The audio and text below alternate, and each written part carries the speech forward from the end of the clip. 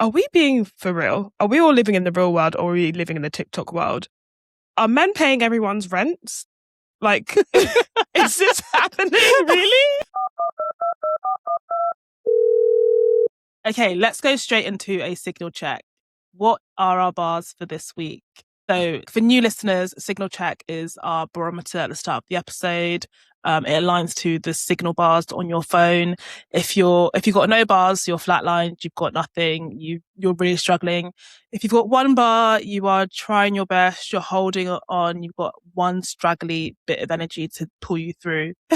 If you've got two bars, you're doing a little bit better. It's kind of midway, comme ci, comme ça. You've got something, you're all right, you're middling out. 3 bars is better than average. You're good mood, high spirits, but not quite full bars, which is 4 bars. And that is floating on air. Best day ever, best life ever, couldn't be happier. So obviously full bars is our target every single time, but not always possible. What are your bars this week? What have you got? You're not going to believe it. Surprise, surprise, surprise. You bring full bars every week, regardless. I love surprise.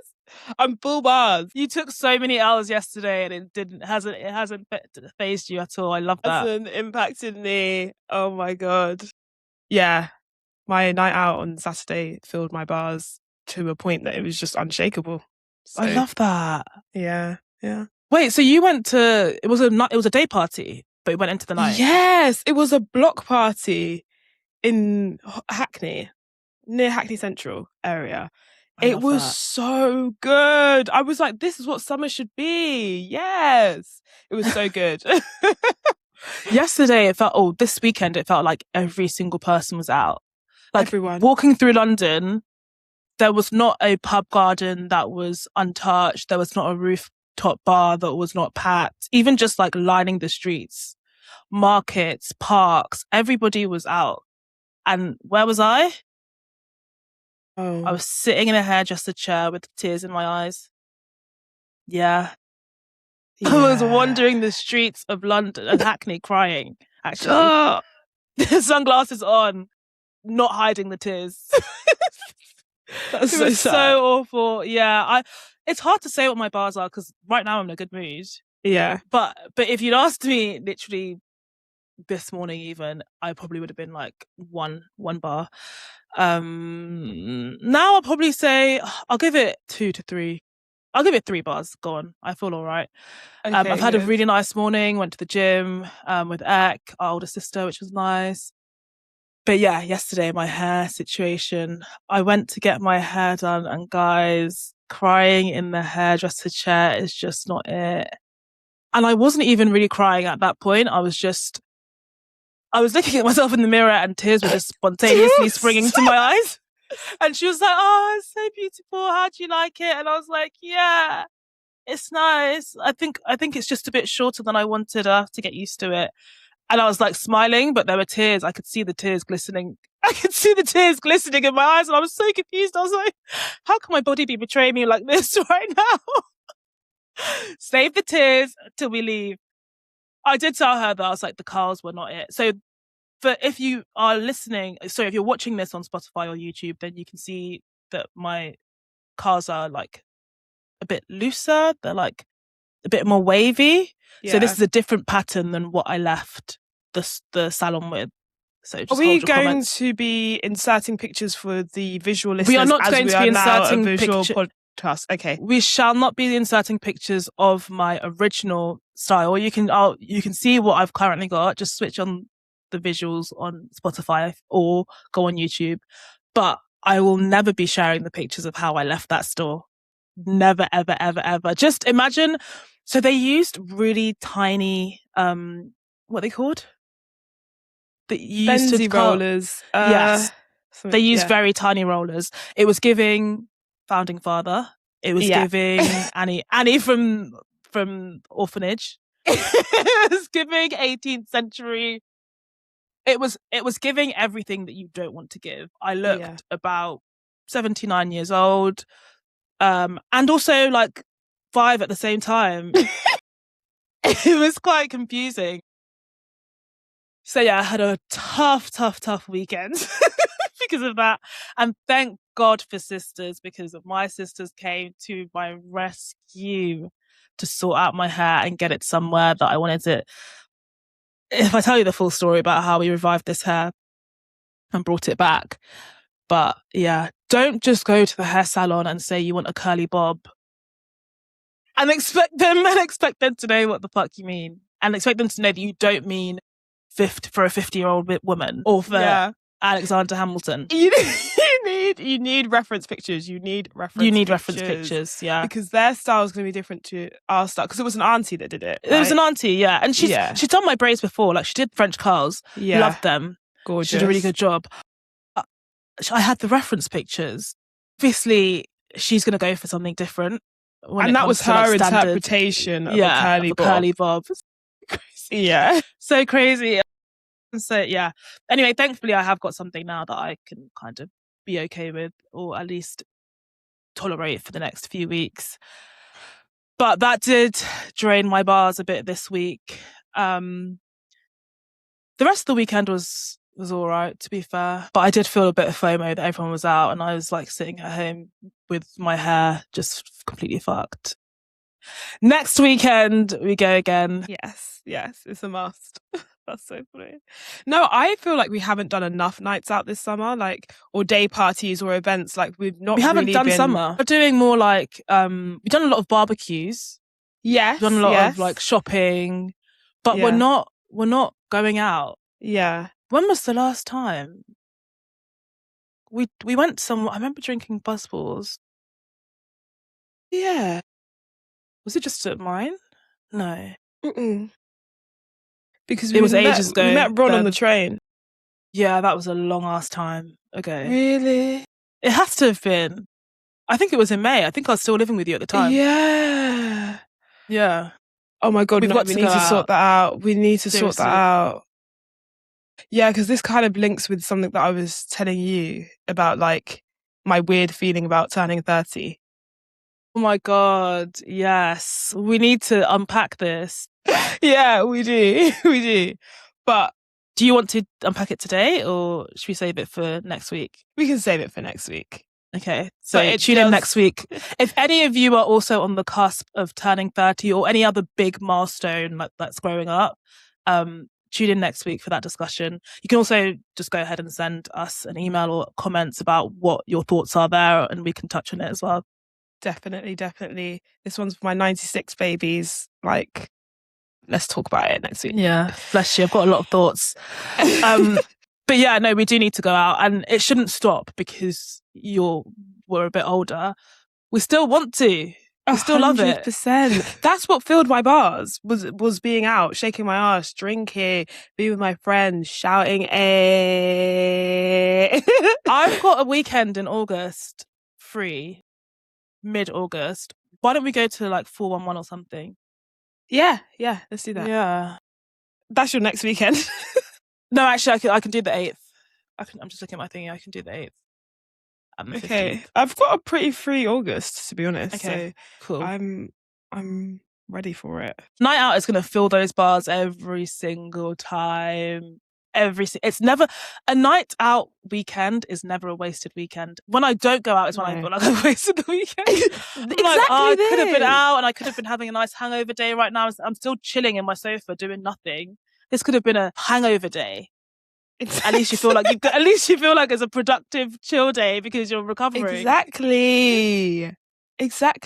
You know that trend on TikTok where everyone's saying what's worth the money? Like things that are worth your money. A night out is always worth your money. Always, hands down. And something I see on that list, which you did take advantage of on your recent night out, is an Uber. An Uber home is always worth the money. Chid took an Uber across county lines. So abrupt. Like, we were literally outside the smokers area talking about how we want to get a really nice kebab. We were just going on and on about kebabs, Iskender kebabs, doner kebabs, different meats, how amazing the chili sauce is. How come their chili sauces are so amazing? I've never had chili sauce like this outside of a Turkish situation outside of They should Turkey sell in a it in a Turkish jar. restaurant. Stick it in a jar. I want to buy it. I need that Yes, for my wraps. exactly. Their chili sauce, their garlic sauce, it's amazing. So we're just going on and on about that. And then suddenly I just took a turn and I was like, I have to go home. There was That no does coming happen. back. As soon as food is mentioned, it's like, got to go. Got to go. And before I know it, my Uber was there. And Melina was like, hey, wait, what? When did this happen? I was like, oh, I'm gone. £111. I'm out. That is crazy. 111 though, angel numbers. I know. And it was good. I was just sucked up in bed. Another thing, oh my God, this is going to be my speaker as well, guys. So listen up for this one. So took a turn, ordered my Uber, got me the heck home, right? Get home, lock my door, pass out on my bed. I didn't take off anything. The same little top that I had on, my little mini skirt, my hair slicked back and with the ponytail clipped on the thing. That's crazy. I slept with it all on, makeup on. Why did I wake up the next day and looked beat to the gods? My makeup. I saw you. Yeah. I saw you. Your makeup was completely intact. Exactly where you put it. Yeah. And when I told you this is last night's makeup, by the way, you were shocked. I was shocked because I was like, oh, Chid obviously, you know, when you have a night, when you drink the night before, you can wake up quite early. You can't sleep properly. I was like, oh, she must have gotten up early and did her makeup. No part of me thought this is the makeup that she went to sleep with. This is yesterday's makeup. Yeah. Clean girl aesthetic. Clean girls are quaking in their boots right now. So what's the product? How did you achieve that? Danessa Marix to the front. And I'm probably late on this trend because I think a lot of people know about the Yummy Skin, and it's the water powder serum specifically. Oh my God. I think it's like 30 to 40 pounds. I can't remember. I got it from Sephora. It is so good. You don't even need that much. You just put it on I put it on my T-zone. I put it on around like my smile line and all over my face, really. Just a couple drops. What is it? Like skin prep? Yeah, it's like a primer, did you say? Yeah, it's like a primer. It doesn't actually say primer on the packaging, but it's the water powder serum. But it's mattifying and priming face serum. Oh my God. I'm buying it. Get it. I'm buying it for sure. That is so good. That is such a good speaker. Yeah, Danessa, she's that girl. I've seen so many things about her products. Yeah, people are always, it's always worth it. That's a good speaker. Speaking of TikTok trends, there is something that I've been seeing. It's not a trend as such, but just a comment or a theme that I keep seeing a lot on TikTok and just online. It's where a woman comes online to complain about her husband or her boyfriend or post something that shows that their partner is not very thoughtful or unkind or just even just a bit annoying or incompetent. I think it actually started from that wave of like weaponizing competence and the understanding that men, or a lot of men, use this guise of incompetence or confusion or not quite knowing how to do something as a way to get out of doing things and taking responsibility for things that women will do kind of day to day and are expected to just know how to do. And coming to an understanding that that is a tool that a lot of men use, people have been very, I guess, intolerant of women complaining about their partners who are being incompetent or being unkind or etc., etc. Anything that just shows that you're not a good partner or you're not even being a good person. There's not really much patience when it comes to the woman complaining about it. So not the partner and their behaviors, but the person who's coming online to say, this is so annoying. I sent my husband to buy this item and he came back with that item. I sent him to buy nappies for the baby. He came back with adult nappies. I sent him to buy sweet corn from the shop and he's messaging me throughout to be like, what's sweet corn? Where do I find it? Like, look how many calls I get from my husband when he goes to the shop and he's called her like 30 times for a 15-minute shopping trip. And then one thing that you get in the comments is people saying, leave him or leave us out of it. We don't want to hear about this complaint anymore. I'm getting sick of this. I'm actually getting sick of you bringing this, now you're making it my problem, and there's an obvious answer here. Leave him. Or stop bringing us into it. Because the other thing is, what would happen is, what happened was, they come online, they'd post the things that their husband has done. Yep. Like that woman who, oh my God, this one actually, like, I felt so fuming at it and I had to step away.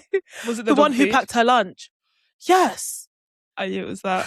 Let me just take a second, because there's no reason why it should be triggering me this much. This woman posted a TikTok of her lunch, and her husband had packed her lunch for her this one day. Inside this lunch was like an open pack of biscuits. I think there was like a bit of ham. Like it was just a culmination of things that he just found in the kitchen, just probably on the counter. He barely even opened the fridge. Like a loose thing of grape, like one grape. I can't even remember what it was, but it was just it was a loose thing of grape. Just it was as one singular grape, just loose. But one thing I do remember is like an empty, like I think that's like an empty pack of something, and then dog food. He put dog food in a little like Ziploc bag to be funny. Not one of the items was like an actual lunch. It was food, it was edible, but it wasn't lunch. No protein, no veg, no nothing, just biscuits and a dream and kibble. And then everyone in the comments was like, what the fuck? This isn't funny. Like, how's he what the hell? How can he send you to work with this? What's he playing at? And then cue the woman coming back, the follow-up post, defending her man. Oh, it's just funny. Oh, it's just his sense of humor. I didn't ask him for what I wanted. We didn't really have much in the house, blah, blah, blah. Meanwhile, if it was him, if you were packing lunch for him, somehow, some way, you would have made a sandwich, even if you had nothing in the fridge. You would have found something to give him that would 100%. Be a suitable lunch. He could have given her $20. Exactly. Like, come on. What the hell? You've given me, and then to be funny, it's not even like he packed a normal lunch and then also added the dog food. Yeah. It was biscuits. And it was all dog food. Loose one bit of grape. And that one loose thing of grape. It honestly, it really, really pissed me off. So that is the pattern that happens, is a woman will complain about her husband.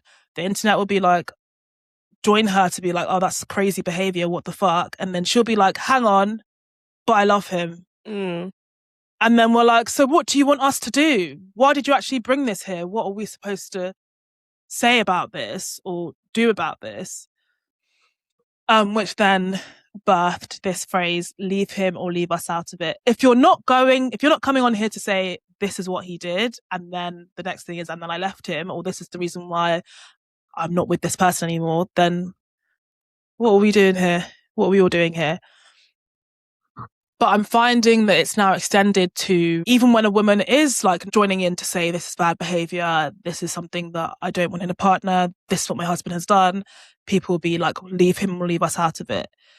And there are a few things that I have to say about that. But I just wanted to know what your thoughts are on it. Because I feel like it extends to, it's obviously in the online space, but I do feel like it says something about our attitudes towards gendered relations, our friends, like how we feel about our friends, like complaining about men, or even this whole thing of the response or the advice being to leave.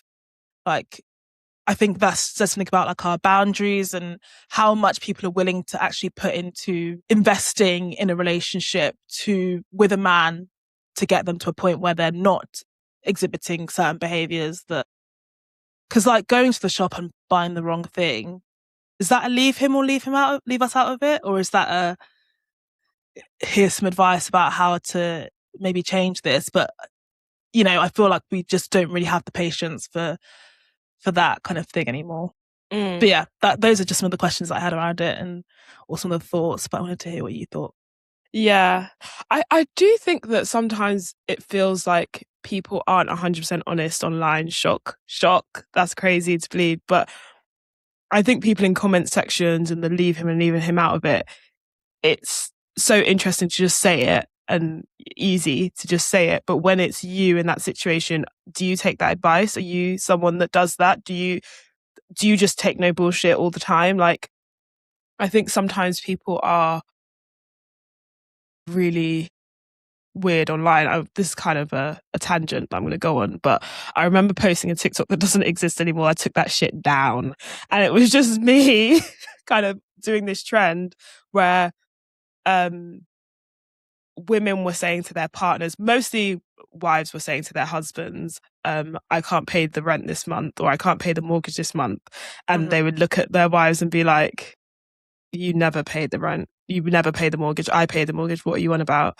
And that was like the trend. And so I thought it'd be funny to do it with Will, who, one, isn't my husband, and two, anyway, he's not my husband. So I thought I'd do the trend. I thought he'd have a funny reaction. And he was like, just looking at me confused, like, wait, what do you mean? What happened? And just was questioning me rather than just being like, I'll pay it, or you don't pay any. You don't pay anyway. Exactly. And so there was this a slurry of comments. Oh my God. People being like, oh my God, he's a bum, leave him. How why are you going 50-50 on your rent anyway? What the hell is this? And then obviously went in on the interracial aspect of it as well. And just, it was a whole lot of stuff.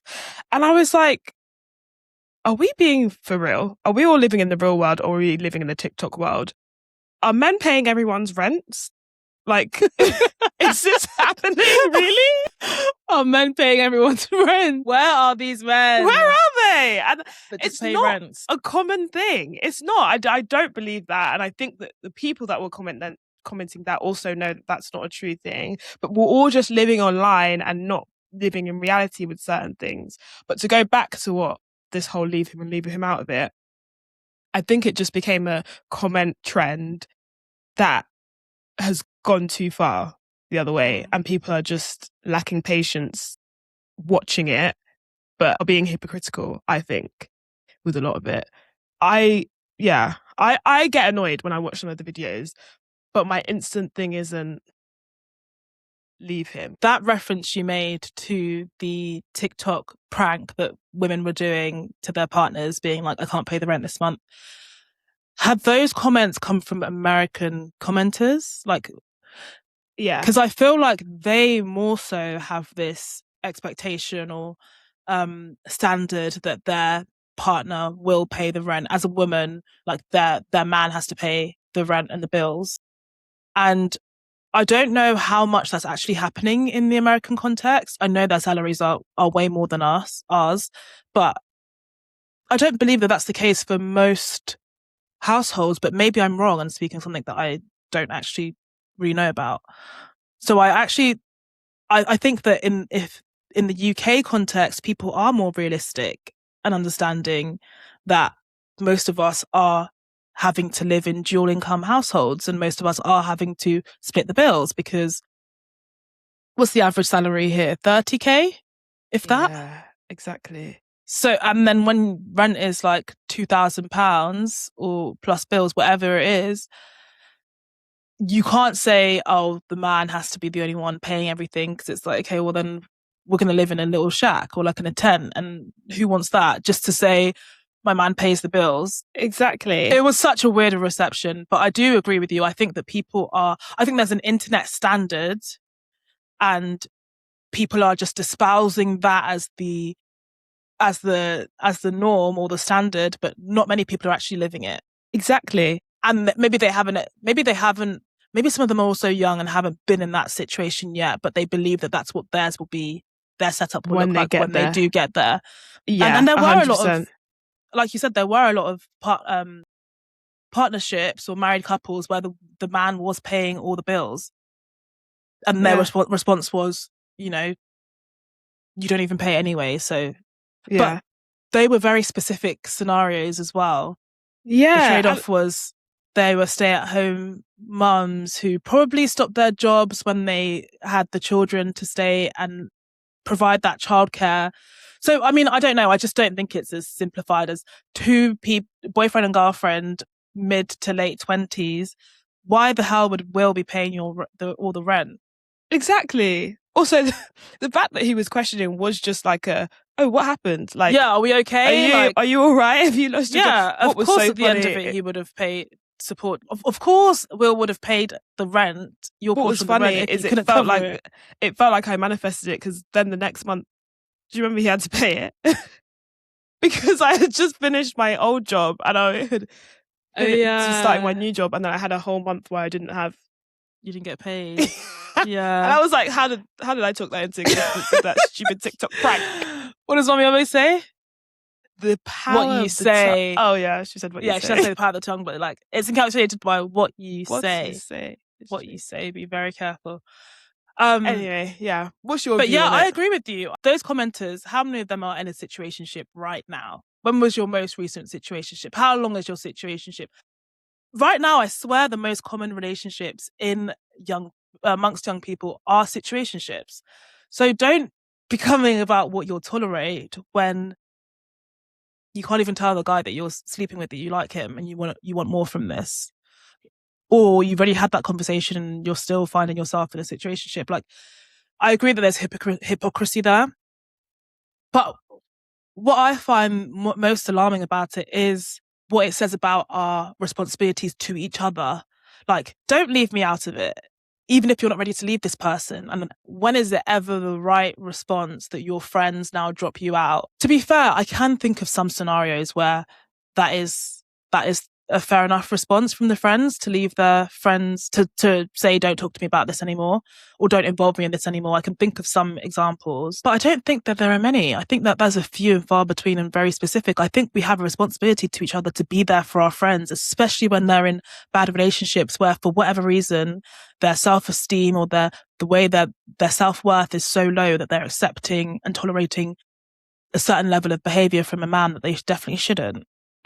My job as a friend is to listen to you complain about it and to ask the probing questions or make the probing comments that make you start thinking, oh wait, maybe this isn't normal, or maybe this isn't the relationship that I should be in, or even just hyping you up, telling you everything that's amazing about you, making sure that you know how brilliant you are and how big the world is out there and what the possibilities are outside of this relationship, so that you do then find the strength and find the mindset to be able to leave. Yeah. The probing questions is my MO. I'll never just be like, leave him. This is so shit. I'll be like, do you feel like this is the right situation? Do you feel like they are good at being there for you?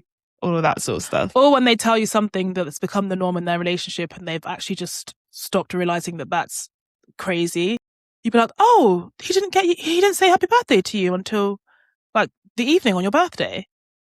And then it's like, they will just think about that and be like, oh shit, yeah, actually that is what's the norm. And that's my usual standard. And I've somehow just like fallen away from it. Yeah. I am also very much the same. Like, people are not going to leave their partner because you tell them to leave their partner. Like, when has that ever worked? The older I've gotten, the more I've realized actually it's not for me to be like, oh, I don't like him, he's not very good, he's not this. It's actually just let them come to that themselves. But a key thing is being that sounding board and being that presence. And in more serious situations where your friend might be in an abusive situation or a situation that is just wearing them down and you can see them becoming a different version of themselves, the big thing is you cannot let them be isolated with this one person, because all that's going to do is going to push them deeper and deeper into that hole and further into their arms and further into the narrative that their abusive partner has been peddling to make them stay.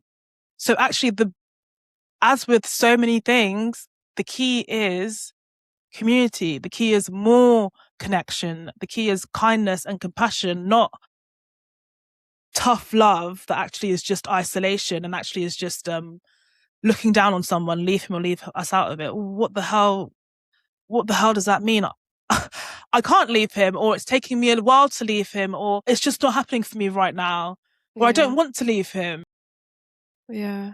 I think people get really offended, angry when a friend asks for their advice and they don't take it, or that you've spent time with a friend, hyping them, like you say, being there for them, helping probe them or guide them into a situation, just for them to the next week go back to the same guy or be in a situationship still, or still sleep with someone who's clearly not respecting them. Yeah. And there is just so much misdirected anger to the person that, like, it's not a waste of time that you still did that with them and you sat with them and you listened to them. It's just not the timeline that you're wanting it to be. It doesn't mean that all is lost and that you should be throwing your toys out the pram. I don't understand the level of anger that it gets to sometimes. Yeah, because I think get that's a I get really the good frustration, point. But yeah, that's a really good point. It is actually quite. You do put a lot of energy, and it's not just the physical, and it's not just the energy and the time. It's also you're there on an emotional level with them. When you speak to someone and they're pouring their heart out to you about their relationship and telling you about all the bad things about their relationship and how their partner's treating them, and this is someone that you love and you deeply care about, you feel it so intensely, and all you want to do is drag them out of it and slap them to say, you are better than this. Like, all you want to do is like drill it into their brains and take control of the situation. And because of the emotional energy spent, it does feel like, hello, when they come back and they've actually made up with them or they're still with them, it's like, don't take me to those levels with you. And then now you're completely fine and I'm feeling really stressed and upset for you. And you guys are skipping in the field, and meanwhile he's still treating you the same shit way. Yeah. I get it. I actually do get it. And I've had a situation or a few situations with friends where they've been with partners, not just that I don't like, but they have actually, I've noticed them change throughout the course of the relationship and become a shell of themselves and become less confident. And you hear things that the partner's saying to them or doing to them, or ways that they're treating them. And it makes sense because they're constantly putting them down. They're dismissing them. They're just constantly undermining them, or just doing stuff that is over time going to eat away at your self-confidence. But then I also get where the friend takes a while to open up and share with you what's actually happening in their relationship, or they start filtering things and not really saying things, or they stop saying things altogether because they know that you don't approve and that you sometimes are judging them for staying in that scenario or that situation, or sometimes have been very passionate about your disapproval of it, so they stop coming to you. And like I said, all that does is it pushes them further into the thing, or it makes them feel worse about themselves, that makes them stay even longer. And I found always that the best tactic is, or my one key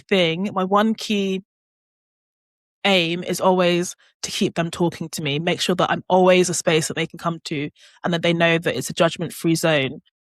I might be judging in my mind. I might be thinking, what the hell, this is so wrong. And I will make it clear that it's not right, but it's done in a specific way that's designed to keep them coming still. Because what you don't want is for them to stop speaking to anyone. Because then what? And that's the goal of the abuser, is to isolate them and make them stop trusting their friends, and also start doubting themselves, so that the abuser can have complete control. So, but just going back to the frustration or the feeling of like expending all that emotional energy, I did have that feeling a few years ago. My friend was going through this with an awful guy, and thank God she's not with him anymore. But he had just made her feel so small, and I didn't even know the extent of what he was saying to her, because she would filter certain things and she'd tell us certain things that were not that bad, and they were really bad. So it just made me know, oh God, the things that she isn't telling me must be way worse. And it took such a toll on me. Like, I genuinely started to feel so stressed, so anxious. So like I was feeding off of her energy, and just seeing how much she changed and how anxious she was, how stressed she was. It was like I was in it with her. So there was a time where I was like, I actually need to find a way for me to be okay in all of this while still remaining a support to her.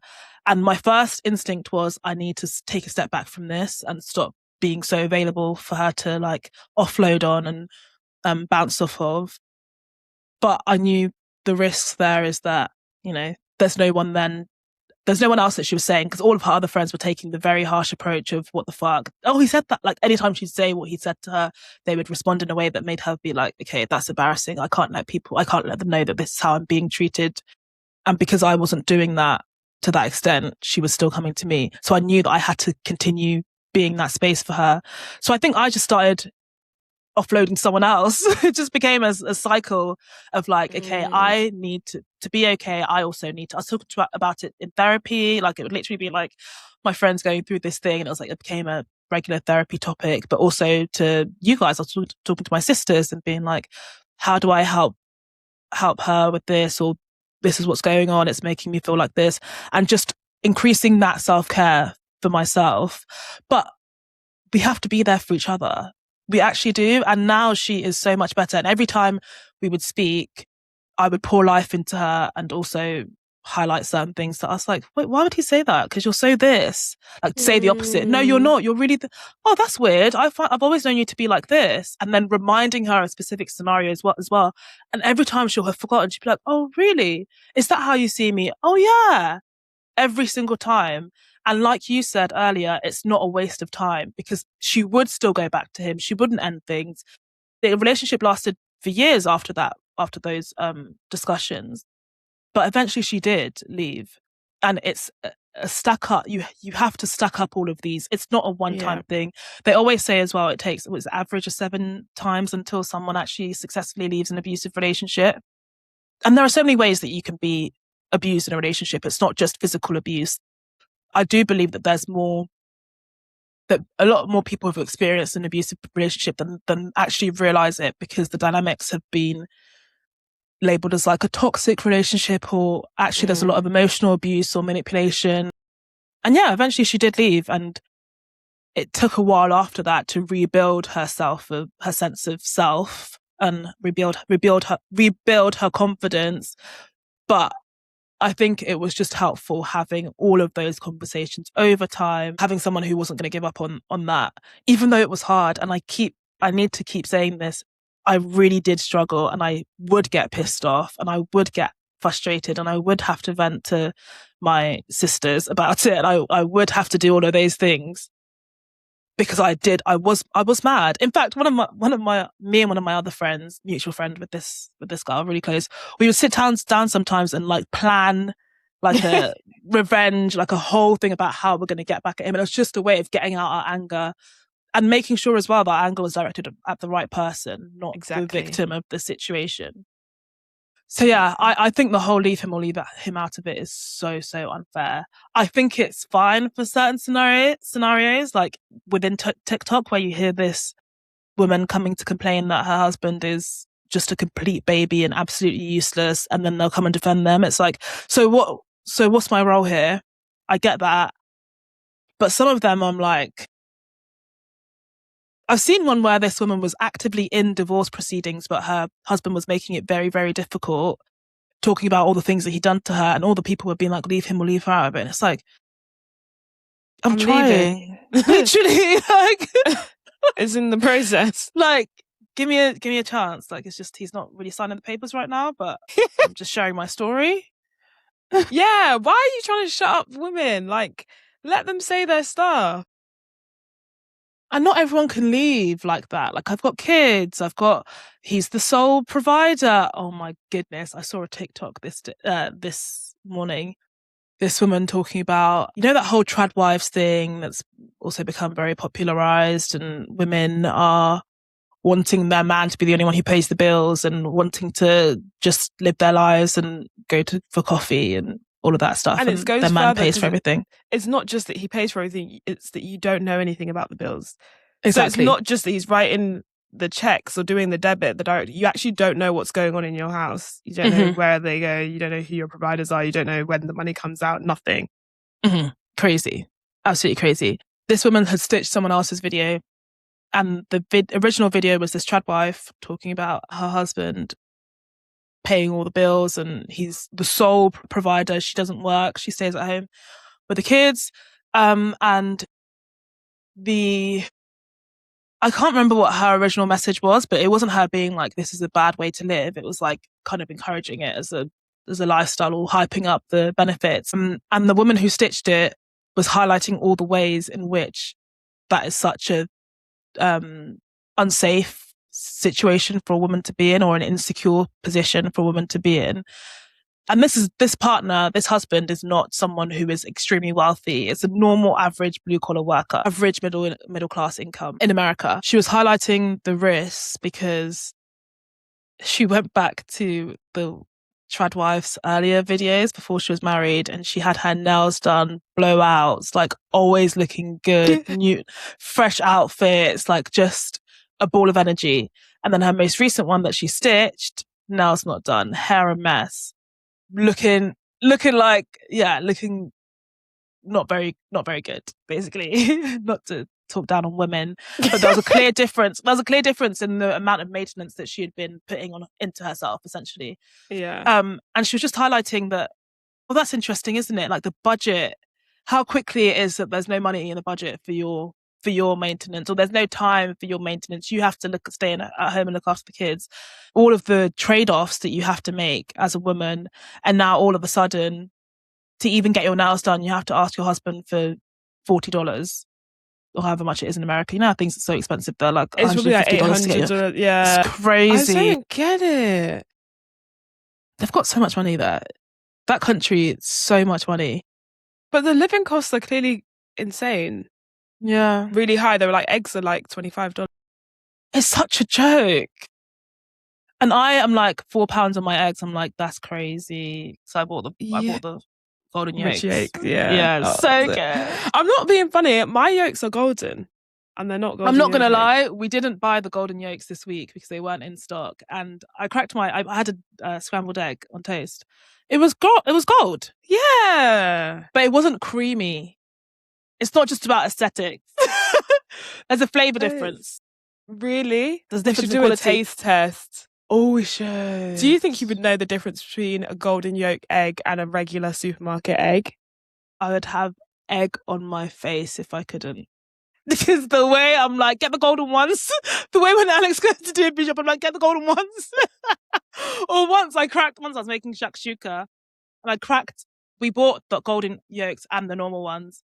And I cracked one into the pan, golden, and another one, and it was not the golden one. And I was like, oh my God, I picked up the wrong egg, and I actually halved the shakshuka and gave Alex the one that was not golden. So is that casting his eggs in the golden are yours? Oh, no. It's not a two-tier household. No, it's not. How do we get onto eggs? We were talking about leave him or leave us out of it. American people, their groceries are high. When you find yourself in that scenario, which, mind you, the same internet that says leave him or leave us out of it is saying, why isn't he paying all your bills?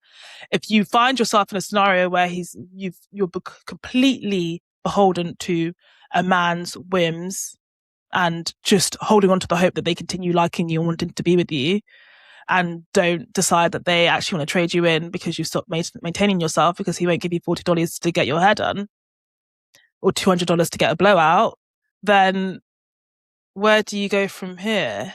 What do we do? And you're all being in my comments saying, leave him or leave us. I don't have a bank account. So what now? It's so contradictory and it's so hypocritical. And we need to change the messaging completely, because what happened to demanding more from the men in your life? Exactly. What happened to trying to communicate your needs and first of all giving him that chance, and then making your boundaries clear and getting the hell out when it's not going to work? I feel like we're too quick to discard people and things these days as well. That's my other thing. It's like, I do think that a lot of these relationships are leave him, not leave us out of it, but you should leave him. But certain ones, I'm like, you could also just tell him, like, what the hell, and have that conversation and then see if he changes. Like, make yourself not so available when he's doing the food shop. He lives in the house. He knows what the brands are. He should. He's there. He's looking at things. He should know. And if you're picking up every single time and saying, it's this brand of corn, it's on R13, then you're just continuing that cycle. Yeah, maybe try a different approach first, and then if you still find the same situations, then yeah, you're dealing with an adult baby, so you should probably leave him so he can go back to his mum's breast and not have to do the food shop. I also just find it annoying these days how the TikTok comments are all just the same thing. Yeah. Why are there comment trends anyway? And also then the search bar is the same sort of, you know, that little highlighted comment is just leave him or leave him out of it. Before you've even watched the video, you can see that everybody's commented that. And it's like, guys, this is boring. Mm-hmm. And now we can put pictures and little GIFs on the comments. The comment section should be thriving and alive. Yeah. Sometimes that's the best bit of the video. Yeah. But people are just jumping on bandwagons that I don't even know if they fully believe. At the same time, I do like that young people these days are very clear on their expectations and their standards and seemingly will step away if something doesn't meet that. And what do we have? Like the lowest rates of, they're not really doing much, these young people. Like the lowest rates of drinking, sex, drugs, birth rates completely drop. Well, yeah, that's all right, I guess. But it does seem to be like, I can take this or leave it.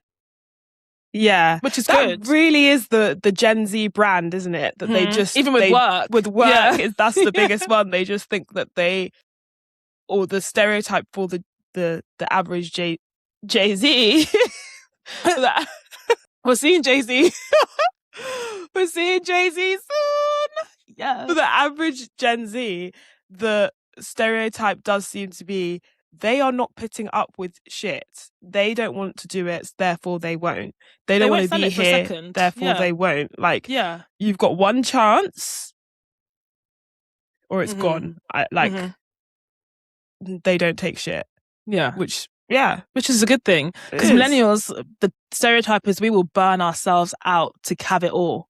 Because that's what we grew up with, is women can have it all. We can do it all. And what we would do is we would burn ourselves to the end of the earth so that we can have our free time and have our work-life balance, but also be working so hard to excel and progress up the career ladder. And then also we want all our hobbies and we're doing everything. Whereas Gen Z will be like, I actually was so tired. I was so tired. We actually were talking about this, like, now when I have free time and I'm at home, I just want to be lying down. Yeah. And I used to go places after work. Now I'm just like, find me a surface that I can be horizontal. Pour me a glass of wine. Oh my God. Seriously. I was supposed to be hosting a friend on Friday, and she's not working at the moment. But I was like to her, hey, so what time am I expecting you? And she was like, 9 p.m. okay? And I was like, in what world is that okay? Time, literally. It's not okay, babe. I need to be scrolling by 9 p.m. Hello, it's been a work day. I'm tired. I'm so exhausted. And so I was like, yeah, that's all good, babe. By 9, I was like literally keeping my eyes open with toothpicks. It was so hard. No, on a weekday the key is that you have to go straight out, or you have to she should have come to yours at 4 p.m. Exactly. On the Friday. Yeah. Yeah. Because even if you're in the office on a Friday, you have to go straight to your next location. You have to go straight to the secondary location. It's not about going home to drop your stuff. It's not about that. Go and meet your friend with your laptop in your bag. 100%. It's not happening. But yeah, we could learn a thing or two from Gen Z and their way of their boundaries. Like they do not play about those. I love the stories about Gen Z in the workplace though. What do you mean? They literally be like, oh, can you get me this report by this time? And it's outside of work hours, and they're like, no. They're just like, mm-mm. Not even trying to be like, oh, I could possibly get it to you by 10, or not even trying to compromise or find a way. They're just like, no, I'm not doing that. And they will just leave and they'll just accept the consequences. Yeah, which is so good. It's crazy of you to ask. Mm-hmm. Yeah. I love it. But there needs to be a balance, especially when it comes to people, the people side of things, and the people that we're supposed to hold dear, and the ones that we're supposed to love, and the ones we call our friends. And I know maybe it's a bit unfair to equate TikTok comments to a general attitude and say that it's following through from a comment I've made to a stranger online and it's playing out in my friendship groups. But I don't think it's too far-fetched to assume that that's happening, especially in this time when we know that loneliness is on the rise. A lot of people, like, the person that knows them the most, or the thing that knows them the most, the chat that they speak to the most, is an AI model. They will be the ones that they confide in about their relationship issues. They're the ones that they can confide in about their friendships. People they go to first for if they have good news or bad news. Like, that is the case for a lot of people. I saw a tweet that was like, they were on the plane and their flight landed, and the person in front of them, they opened their phone and the first thing that they did was message ChatGPT to say we landed safely. That's crazy. Yeah, so that person, I don't know, whether they have a friendship with ChatGPT or whether they were very anxious before they fly and they have been like coaching them through it. Yeah, who knows? But for that to be the first thing that you have communicated that you've landed safely is so sad. And I think it just speaks volumes. Yeah. Oh my God. That was like a few episodes back where we were talking about people in their AI relationships and and then we were like, what type of person has to even start getting into a relationship with ChatGPT and Claude and every other AI bot?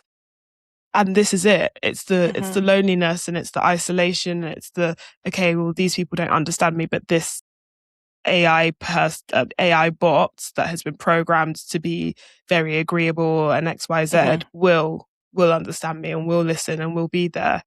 That is really sad. Exactly. So yeah, don't leave us out of it. Bring us in. We're here with you.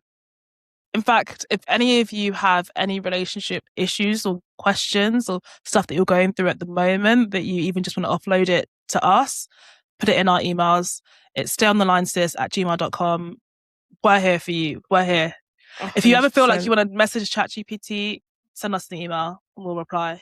Yes, and we're two real people with real experiences and actual things that we'll be able to talk to you about.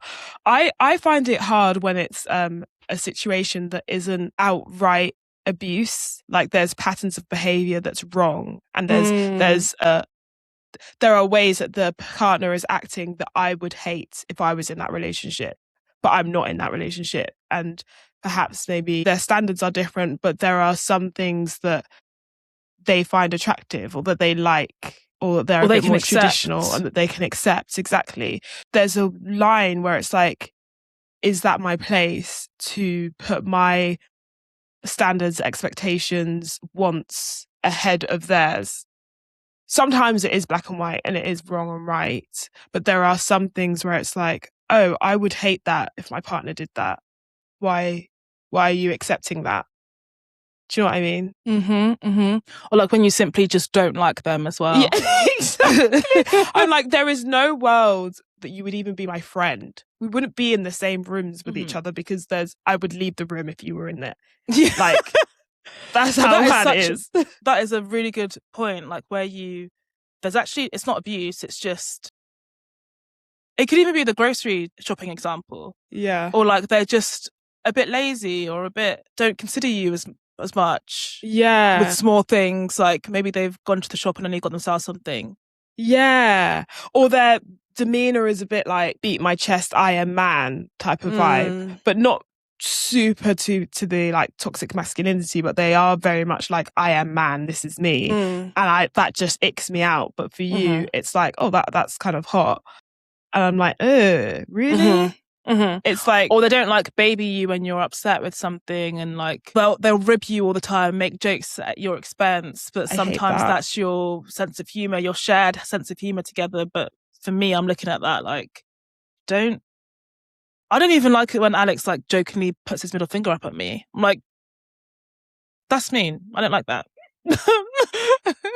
That was early on in our relationship and he doesn't do that anymore. Like, I will be literally just being a dick and he'll put his middle finger up and I'm like, put it down. Too far. Yeah. Yeah, it's true. Like, when it's that kind of thing, what is your place to say? what someone else's relationship should look like. Exactly. But sometimes it speaks to something else. Why aren't you taking my problems seriously? Why am I a joke? And that's how you end up in those marriages where you have children, and now you and the dad, your husband and the children are all making fun of you, and you're the butt of the joke, and you can't do anything right, and you're like a bumbling fool in their eyes. What is that show I watched? Oh my God, I watched this show was it on Channel 4? And it's about a block of flats, and everyone that lives on that, there's like different people that live in each unit, and their lives obviously interact because it's this one block of flats. It's not really a block of flats in the way that ones that we've lived in or the one we currently live in. It's like a house. So they all meet up they'll all be in the same like stairs, basically. Okay. I'm explaining like it so badly. Yeah. I cannot remember what it's called. One of the characters, I think she's the landlord, her and her husband, he completely just thinks she's the silliest woman to ever exist. Anytime they're in company, all he's doing is like ribbing her and like getting everyone to laugh at her. But, oh, look what she's doing now. Anything she says, he's like, oh, you know what? She's like, oh, she can't do this. She can't do that. And she laughs along, and she's like, until like she has this situation where she runs into a friend from secondary school, like an old childhood friend. And they're catching up, and the friend is like, oh, what are you up to these days? Like, you were always so bubbly and like amazing. And we're like, you're probably like flying right now. You're doing so much. And she was like, she wasn't. She was like, I think it was her 70th birthday in one of the episodes. And she just was like a mum, and not to diminish the role of a mum at all, but she wasn't like this career woman who they all expected her to be. And she was also very, very shy. And the friend was like, you would never shy. That's the last word we would ever have used to describe you. But obviously years and years of being spoken to like she doesn't know how to do a single thing had actually also changed her view of herself. And yeah, that's how you get into those situations. If it's funny now, but when even your kids are being like, oh, mom, you're so dumb, mom. And like the husband being like, oh, help your mother with this. She can't, she doesn't know up from down, or just completely. And those comments, yeah, they do start to change the way that you see yourself, especially when everyone is just agreeing with it. Certain things just aren't jokes. Exactly. And there's a way to joke as well that's like, especially when you're in company, it's like, why are you trying to make everybody laugh at me? Mm-hmm. Even on her birthday, the speech that he gave was a complete joke. It's a good show, actually. If I remembered the name, I would say you should watch it, but I don't remember the name. Guys, if you remember the name, comment below, please help us out, because I actually want to watch that. I actually saw a TikTok of Jamal Mahalia's brother. Yeah, he was talking about how he used to watch Don't Tell the Bride, and that just reminded me of that, like men going out of their way to embarrass or just completely ruin the day it's supposed to be the best day of people's lives, and just completely ruin it. So the concept of Don't Tell the Bride was that the groom would get a budget. Can't remember how much it was. It was on Channel 4 back in the day, and they'd get, or was it iPlayer? Either way, it was on TV. Why do I think it's 15,000? That sounds really low. That sounds low. It could have been though, because I think it could have been. Yeah.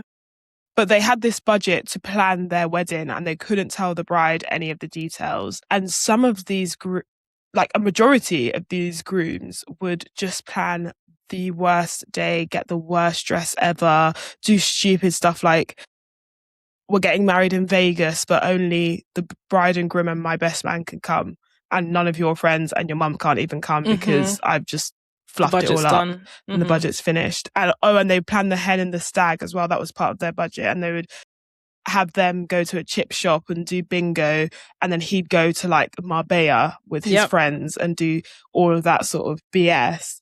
And these are the things where it shows a bigger thing. You don't consider me. You don't want me to have a nice time. You're using me as like a joke. It's just all of these stuff that just signify not a good partner. You don't value the things that I care about, or at least care to take it seriously because I care about it. Like, yes, maybe a wedding isn't so important to you, but you know that it matters to me. I hated that show when they choose the dresses, that part, the dresses in the venue. The hen and the stag was always where they showed their ass the most, though. Always they would blow the budget on the stag and have the most amazing time, and then they'd be down the chippy. The girls would be down the chippy.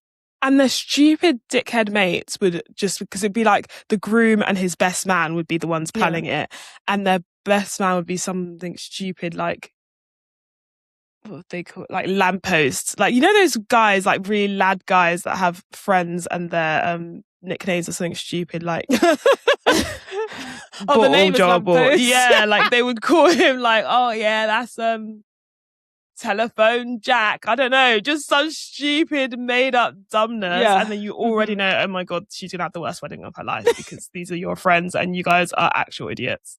All you care about is banter. All they care about is banter, doing it for the plot, having a laugh. Yeah, it's fucked. But actually, bring back that show because it was very entertaining. The earlier seasons were fine, but when the later it got, the more people just started playing in our faces. Yeah, it was so bad. Anyway, should we wrap up? Do you have anything to put on speaker? Oh, you put the Demeter serum on. Yeah, that's a good one. For me, I would say it's actually another, like, I guess, beauty product. The Ordinary exfoliating, I guess, serum. Oh, serums are the theme of the speaker this week. So it's a lip exfoliant. It's a chemical treatment that just kind of helps to dissolve dead skin cells on your lips. And if you're struggling with like dryness or peeling, it just helps to make your lips all smooth. And I've been using it. I think you use it every other night. You just apply it at night, leave it on, let it dry, and does its magic overnight. And it has actually, I've used it even the first time I used it, I noticed a difference. And I've used it like 3 times now. And my lips feel so nice and smooth. I love it. Okay. Might have to cop that. The Ordinary does do really good products, so that's good. Yeah. Okay, so we have recommended products for you guys. Now you need to put us on speaker to other people and share the pod, share the love. Okay, send this link to people that you think will be interested in the podcast. Subscribe to our YouTube channel, rate the podcast 5 stars on Spotify, and follow us on TikTok and Instagram at Spotify. And sorry, Spotify. You can follow us on Spotify too, yeah. Yeah, at Stay on the Line, sis. And do comment below your thoughts on the episode. Okay, well, see you all next week and take care. Right. Bye. Bye.